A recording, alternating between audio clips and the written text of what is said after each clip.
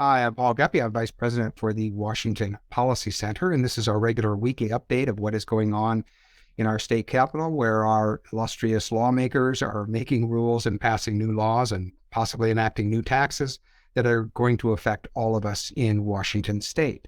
To start off, we are in week 8, the 55th legislative day of a planned 105-day legislative session. So that means we're a little more than halfway through.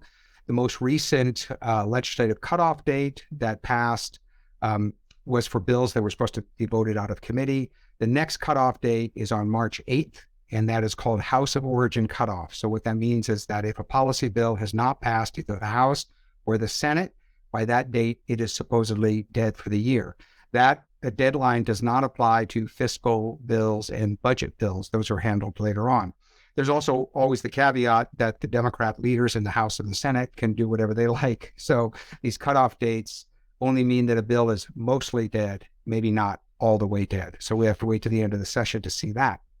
I'll touch on 5, I think, important issues that affect everybody in our state, give you an update on what's happening there, and then touch base on important events that we have coming up at the Policy Center.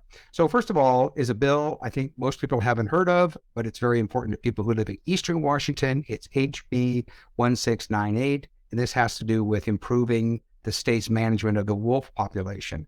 So what the bill would do is it would allow the Department of Fish and Wildlife to make mutual agreements with any one of Washington's 39 counties, but of course this mostly affects the counties in the eastern part of the state, to manage the wolf population in that state.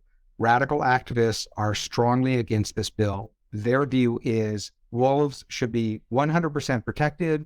They should never be hunted or killed, or the population should not be managed no matter what, regardless of how much that wolf population recovers. Our data shows that the program of reintroducing the wolves into the wild areas, mostly in the Cascades, has been successful. The current count is there are over 200 wild wolves in Washington state, up from basically 0, and that there are 33 packs of wolves, bioscientists tell us, and that population is growing at about 25 to 30% a year. So the reason we support this bill is basically 2 reasons. We like to look at positive examples of what's working elsewhere and what other units of government are doing. In this case, the example comes from right inside Washington state. On the Yakima Indian Reservation, hunting wolves is allowed with a license. So here's a unit of government which is completely sovereign and separate from the state, and that government has decided that managing the wolf population in a reasonable way is a good idea. The second point, the reason we support this bill, is that we think it's important for the Endangered Species Act to show success. So this is what we say to environmental activists. If you're always going to the public with gloom and doom and species are being wiped out and the environment is being destroyed, then you undermine public support for programs that actually work. So we like to point to examples of where a wild animal population has recovered, is becoming healthy, it can be monitored, even managed if there are problem animals that are predatory and attack livestock or even threaten people, without undermining the basic idea of population recovery. So we're hoping that that bill gets some positive attention.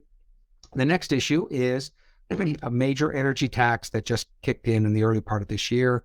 In 2021, as part of his program to fight climate change and save the planet, Governor Inslee signed a massive carbon tax bill, basically a tax on all forms of energy in Washington state, and that tax started on January 1st.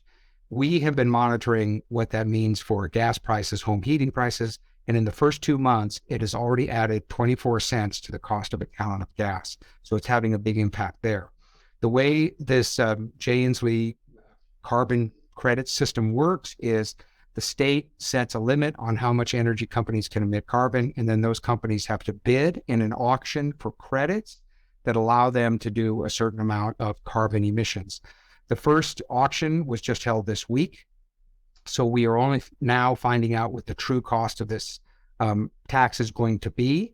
Proponents of this claim, I think to try to impress people more on the right, that this is a market mechanism. The state is setting an overall quota, and then different companies compete and bid for what the price of those carbon credits are.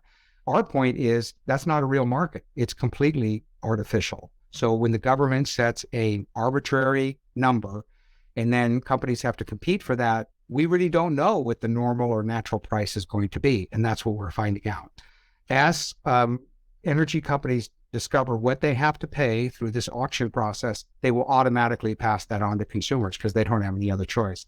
So gas, propane, natural gas, our home heating is all going to increase in cost, and we're just now seeing what those prices are going to be. We're going to continue to monitor it, partly because Governor Inslee claims that this is only going to be pennies. We are already finding out that the cost is much greater than that, and we'll see how that plays out. Next is an education-related bill. It's SB 5599, a very controversial topic that's being debated across our country today, and that is transgender medical procedures for underage children. And so current law already says that children 13 and over in Washington state, without the consent or even knowledge of their parents, can go and ask for, or the school can help them access medical services, puberty blockers, or hormones, or even medical procedures that are part of the transgender process. What SB 5599 does is two things. It removes the age requirement. So now this could be done at any age for a child. And the other one is it extends where children can access these services to homeless shelters, what are called host homes or foster homes. In other words, locations that do not involve family or parents. And again, this can all be done without the knowledge of the parent or guardian being notified. So we see a problem there because, first of all, it breaks the natural connections that are in a family. It also undermines trust with parents, and this is our point about education. We think that schools should be open, transparent, and trustful of parents, that parents should make the key decisions for their children's education and for their health and development. After all, parents decide what a child's playmates are going to be, or what meals they need every day. And we think the school should respect that. But the other practical problem is by undermining trust, it adds to the broader trend that families are coming to distrust their local schools, which at one time was one of the primary institutions in the community that people did trust and wanted to be engaged in. And now, whether it's online education or COVID shutdowns or vaccine or masking policies, or now this new transgender issue, our point is that all of those added together create a general trend of undermining the connection between taxpayers, parents, and the general community, and what was once a trusted government institution. And we think that is contributing to the trend of families leaving public education and looking for alternatives. So the transgender issue is not something the Washington Policy Center works on directly, but what we are concerned about is how these controversial issues add conflict and distrust to the education system. And we think that public officials should be more sensitive to that. Next is, speaking of being sensitive, is on the state budget. There was a press conference with Democrat leaders at which a reporter asked a very natural question. We're concerned about media bias as much as anyone else is, so we compliment reporters when they actually ask a real informative question. And this was straight up. Democrat leaders in the legislature were asked, do you plan to have new taxes in your upcoming budget proposal? And House Speaker Lori Jenkins, who's a Democrat from Tacoma, gave kind of a surprising answer. Instead of just saying yes or no, she fudged. And she said, we have a very constrained operating, capital, and transportation budgets this year in ways that we haven't seen in recent years. The reason that's shocking is the state government is swimming in money. They have billions of dollars of additional revenue. The current budget is $64 billion over 2 years. That has doubled in the last 10 years. Governor Inslee is asking for $70 billion. So to have a state leader turn to the public and say, I think we're short on money. We're operating under strict constraints, is divorced from reality, number one. And number two, shows real insensitivity to the struggles that working people in our state are going through. And that's why that answer surprised us so much. So I connected with Jason Mercier, our budget expert, and asked him specifically what kind of taxes could the Democrats be talking about. And he did some research, some checking, and he came up with three possibilities. One is the Democrats may decide to repeal the 1% cap on how much property tax collections can go up every year. That's been in place for decades in our state. It's a modest taxpayer limitation. Of course, most homeowners are like, are you crazy? My taxes go up a lot more than 1%. And the answer is it only applies to each taxing district, and you could be in 10 different taxing districts. It also only applies to overall collections, not individual tax bills. So there's some math involved there. But the result is we have always supported the 1% limit because it sends a signal to local and state policymakers that they can't just raise taxes, sky's the limit. They have to operate under some kind of constraint. The Democrats are talking about getting rid of that limitation. Second, they may impose a statewide tax on high earner salaries. Seattle already has this tax. It has passed constitutional muster because it's not considered an income tax. It's a tax on businesses that pay high salaries. Seattle trumpets this tax as being a great success, and Democrats are taking that model and may apply it to all businesses statewide.